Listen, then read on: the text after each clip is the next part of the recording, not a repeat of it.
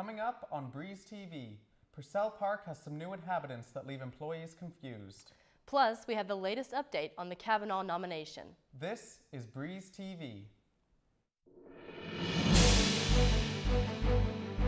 Live from the Allison B. Parker Studio in the School of Media Arts and Design at James Madison University, this is Breeze TV.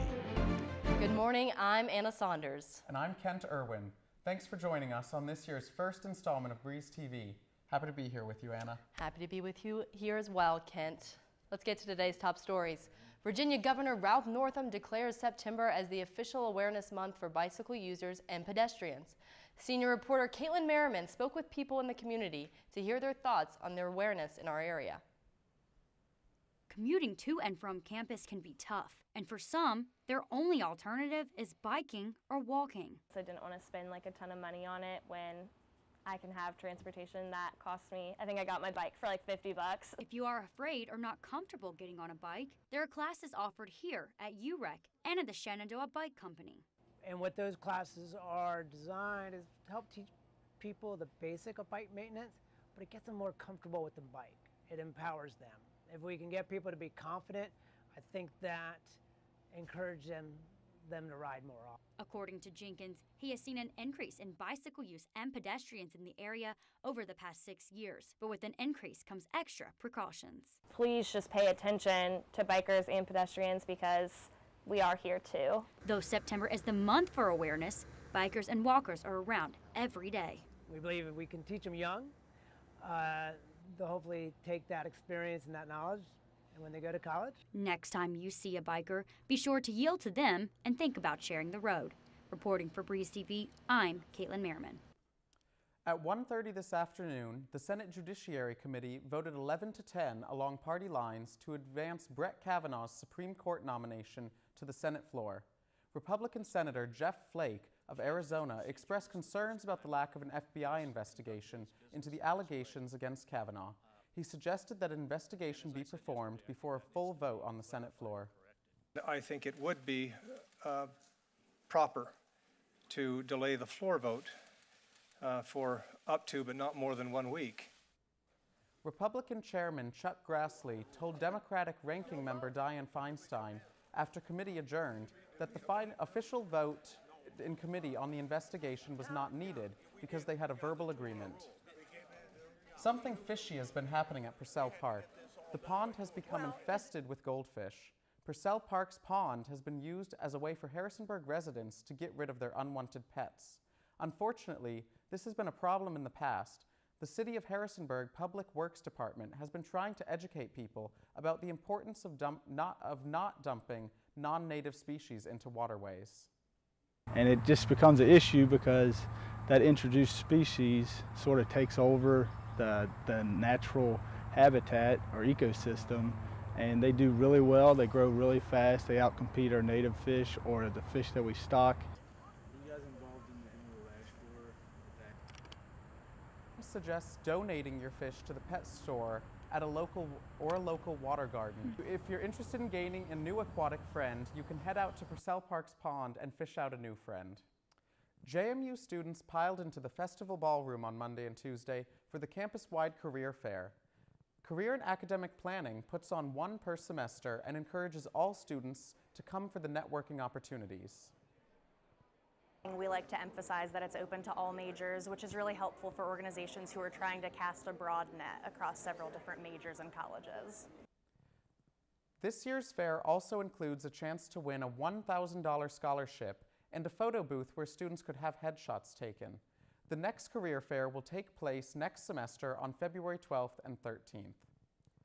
Yesterday's scheduled meeting between President Trump and Deputy Attorney General Rod Rosenstein has been postponed to next week.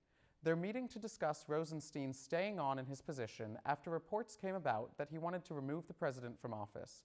Rosenstein oversees the Russia investigation since Jeff Sessions recused himself. No date for the meeting has been selected. President Donald Trump's central message to the United Nations General Assembly was to put America first. He spoke to the United Nations this past Tuesday about China and their alleged interference in this year's midterms. they do not want me or us to win because I am the first president ever to challenge China on trade. Chinese State Councilor Wang Yi responded saying that they do not and will not interfere with foreign affairs. Trump also states that he anticipates meeting with Russian President Vladimir Putin, though an official date has not been set. A few inspiring speakers visited JMU's campus this week to help break the stigma and get real about mental illness. Have been on a mission to generate conversation and educate students about mental health. I mean, education is power. So the more we talk about this, the more students are aware of these things and the more they may see that in their friends and peers and able to provide support and also maybe help students make those connections to the resources that we have on campus as well. 1 in 4 college-age students have some type of diagnosable mental health disorder. With statistics like that, Active Mind speaker Brian Adams spoke about what we can do to get rid of the negative stigma around mental health. Like if you broke your leg, your immediate reaction would be to go to the doctor, go to the hospital. It should be no different with a mental health issue. With these types of statistics, you really just can't afford to keep letting these stigmas kind of dictate, the health of our population in general. The Counseling Center emphasizes showing care, which is an acronym for C, care about your friends, A, ask about suicide, R, refer to counseling, and E, encouraging hope. That acronym and more is taught during the presentation on reducing the risk of suicide. Really great because we provide some facts at the beginning, but then at the end we really make it really relatable for these students who are college students, and it's specific interventions that they can do. One of the main takeaways from the events this week is that the conversation needs to continue in our JMU community. I think continuing this conversation, encouraging your friends and you yourself to kind of seek support and kind of talk openly about the things you're experiencing. Reducing the risk is not just an event for National Suicide Prevention Week. The JMU Counseling Center holds this event about once a month. Check their website out for more information or to find the next opportunity for you and your friends to become more educated about mental health. Reporting for Breeze TV, I'm Sydney Jackstimer. Last winter marked a new record in flu history. According to the new information from the Centers for Disease Control and Prevention, an estimated 80,000 people died due to flu complications. In the past, flu-related deaths ranged from about 12,000 to the previous high of 56,000. It got so bad that severe cases wreaked havoc not only on the elderly and those with weak immune systems, but healthy and physically fit people of all ages. Overwhelmed hospitals had to treat patients in tents in parking lots. Doctors advised getting this season's flu vaccine to avoid a repeat of last year's record-breaking outbreak. An injured turtle gets a new lease on life when vets crafted it a tiny wheelchair out of Legos. A Maryland Zoo employee found the shell-shocked eastern box turtle fighting for its life. They believed it was hit by a car. Zoo techs were quick to respond. So he has 7 different pieces that were fractured, so kind of like a puzzle. So he was very severely traumatized. Plans were drawn to get the little guy back on his feet. After careful deliberation, the toy bricks were used alongside plumber's putty to make its new wheels. Zoo officials say the turtle is responding well and should be released within a year with continued rehab. Last semester, the Health Center launched its first Sextacular, a healthy sexuality fair in Madison Union. The event took place a second time this past Thursday to give students the opportunity to learn and openly discuss topics like consent, relationships, and contraception. The Health Center's second Sextacular Fair was held last Thursday, which aimed to make students more aware of sexual health.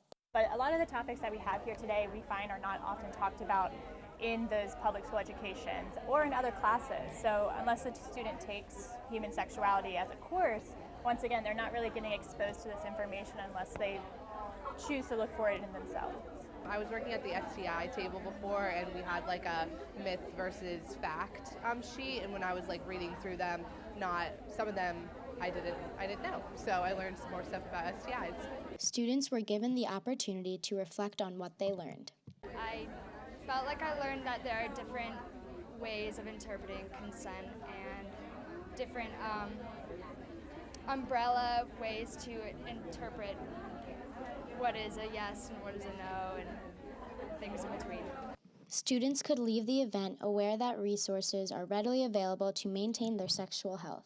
I think, again, talking about sex, talking about sexuality, sometimes people feel like it's still taboo and it doesn't happen or they're afraid to talk about it. And so really that there are now opportunities at events and people that work here that want to talk to students in a nice, comfortable, judgment-free environment and, again, can kind of create that comfortable discussion with them.